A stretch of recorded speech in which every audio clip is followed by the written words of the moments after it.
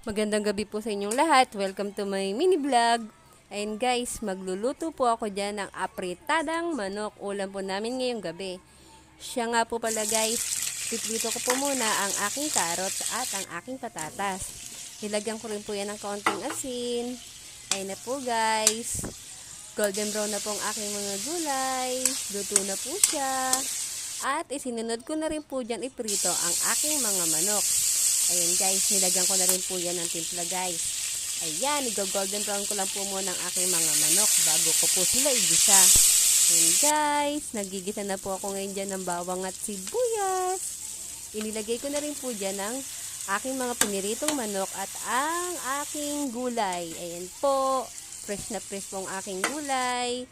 Luto na po siya. Ayan, kakain na po kami guys. Maraming salamat po sa inyong lahat. Bye-bye!